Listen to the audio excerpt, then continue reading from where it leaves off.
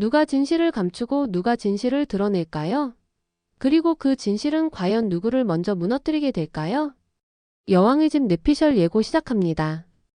황기찬은 위안 말기 선고를 받았습니다. 하얀 병원 복도를 걸으며 그의 발걸음은 납덩이처럼 무거웠죠.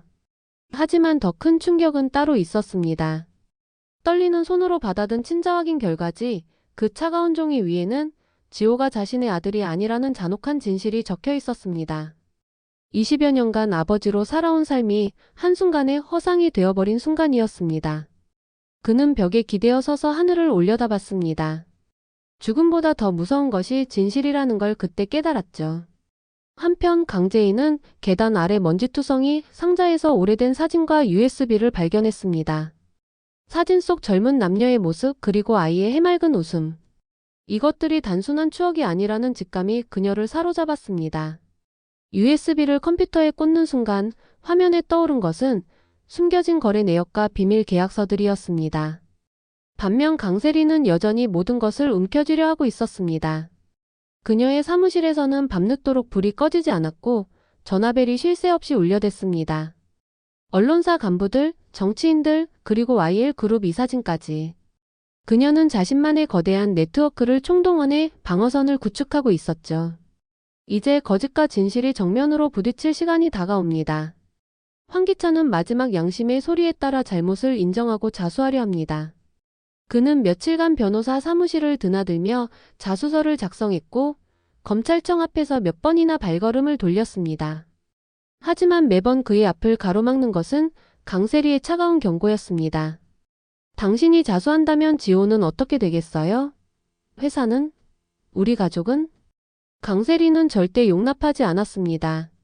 자수가 현실이 된다면 지호와 회사 그리고 자신이 평생에 걸쳐 지켜온 모든 것이 한순간에 무너진다고 믿었기 때문입니다. 그녀는 황기찬의 휴대폰을 감시하고 그의 일거수일투족을 추적했습니다. 황기찬의 선택은 시작도 하기 전에 높은 벽에 막혀버렸죠.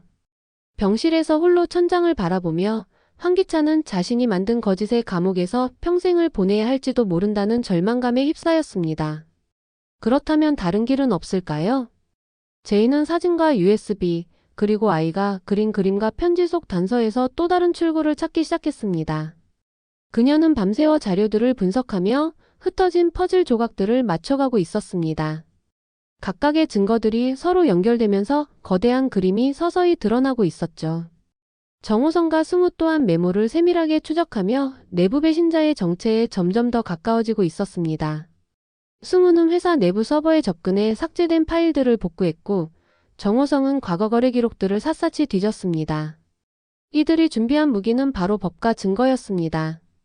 하지만 증거가 불완전하다면 모든 것은 허공으로 흩어질 수도 있다는 위험성도 있었습니다. 그들에게는 시간이 많지 않았고 강세리의 방에 공작은 날이 갈수록 치밀해져 가고 있었습니다. 그 사이 강세리는 새로운 쇼를 정교하게 준비하고 있었습니다. 언론 브리핑에서 그녀는 가정의 평화, 아이의 미래, 가족의 안정과 같은 감성적인 단어들을 전략적으로 반복했습니다.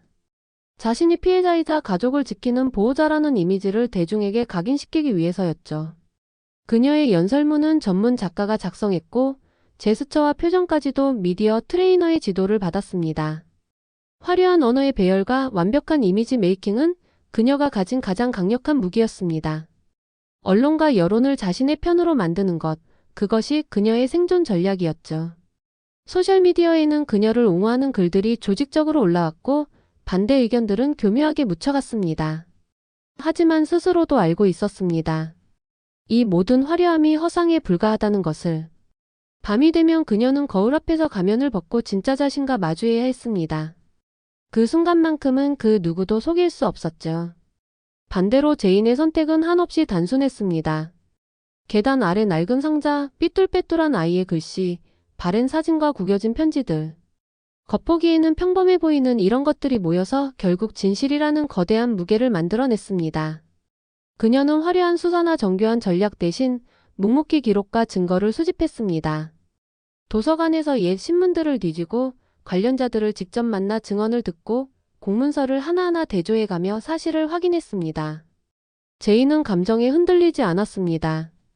분노나 복수심 대신 기록과 증거라는 단단한 무기로 차근차근 앞으로 나아갔습니다.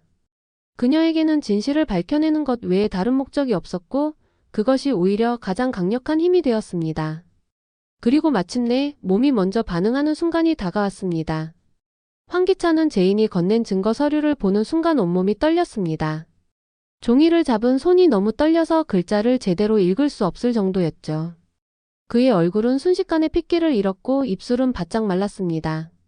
강세리는 뒤늦게 그 장면을 목격하고는 손끝에서 힘이 빠지는 것을 느꼈습니다. 평생 쌓아올린 완벽한 가면이 균열을 일으키고 있었고 그것을 감추려 했을수록 더욱 눈에 띄게 드러났습니다. 그녀의 목소리는 평소보다 한 톤 높아졌고 시선은 불안하게 흔들렸습니다. 기찬은 두려움을 억누른 채 아이를 지키겠다고 다짐했습니다. 그의 어깨는 더욱 곧게 펴졌고 눈빛은 한층 더 단단해졌습니다. 아버지로서의 본능이 그를 움직이고 있었죠. 승우는 메모 속 떨림을 읽으며 결심을 굳혔습니다. 그는 더 이상 망설이지 않았고 키보드를 두드리는 손가락에는 확신이 담겨 있었습니다. 이들의 몸짓과 표정이 말보다 먼저 진실을 증명해내는 순간이었습니다. 이제 싸움은 가족의 울타리를 완전히 넘어서게 됩니다. YL그룹의 이사회에서는 긴급회의가 소집되었고 각 이사들은 자신만의 입장을 정리하느라 분주했습니다. 언론사들은 특종을 잡기 위해 24시간 대기 상태에 들어갔고 여론은 시시각각 변화하고 있었습니다. 강세리는 여론을 무기로 삼아 대중의 동정심을 자극하는 전략을 구사했습니다. 그녀는 유명 변호사들을 고용하고 PR 전문 회사와 계약을 맺었습니다. 모든 미디어 채널을 통해 자신만의 버전의 이야기를 퍼뜨리기 시작했죠. 정호성은 회사 내부의 배신자를 추적하는 일에 더욱 박차를 가했습니다. 그는 사내보안팀과 협력해 내부 정보 유출 경로를 차단하고 핵심 증거들을 안전하게 보관할 방법을 모색했습니다. 칼보다 강력한 것은 문서와 규범 그리고 권력이었습니다. 각자가 가진 무기를 꺼내들고 본격적인 전면전을 준비하는 상황이었죠. 싸움의 무대는 개인적인 차원을 넘어 사회 전체로 확산되고 있었습니다. 그리고 결국 운명의 순간이 다가왔습니다. 황기찬은 자수를 향한 의지를 최종적으로 굳혔습니다.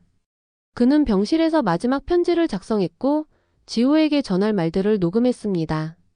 더 이상 거짓 속에서 살 수 없다는 결심이었죠. 제인은 계단 아래 상자에서 진실의 마지막 조각을 손에 넣었습니다. 그것은 모든 퍼즐을 완성시킬 결정적인 증거였습니다. 그녀의 손은 떨렸지만 마음은 그 어느 때보다 확고했습니다. 사건의 핵심 당사자들이 각자의 최종 결정을 내리고 모든 것이 마무리될 듯한 그 찰나였습니다. 하지만 바로 그 순간 문이 열리며 미란이 등장했습니다. 그녀의 등장은 그 누구도 예상하지 못했던 변수였습니다. 미란의 손에는 두꺼운 봉투 하나가 들려 있었고 그 봉투에는 붉은 도장이 선명하게 찍혀 있었습니다. 봉투의 무게감만으로도 그 안에 중대한 내용이 담겨 있음을 직감할 수 있었죠. 그녀의 얼굴에는 복잡한 감정이 교차하고 있었습니다. 오랫동안 숨겨온 비밀을 드디어 세상에 내놓을 때가 왔다는 안도감과 그로 인해 벌어질 파장에 대한 두려움이 동시에 나타나고 있었습니다. 그 봉투 안에는 아직 아무도 모르는 마지막 폭탄이 숨어 있었습니다. 지금까지의 모든 계획과 전략, 그리고 예상을 완전히 뒤바꿀 수 있는 결정적인 비밀이었죠. 이제 누가 먼저 그 봉투를 열게 될까요? 그리고 그 폭탄은 누구를 향해 터지게 될까요? 황기찬일까요? 강재인일까요? 아니면 강세리가 그것을 먼저 손에 넣게 될까요? 그 봉투 하나가 지금까지의 모든 진실과 거짓, 모든 계획과 음모를 완전히 뒤흔들 준비가 되어 있습니다. 마지막 순간까지 그 누구도 안전하지 않은 상황이 되었습니다. 운명의 순간이 다가오고 있습니다.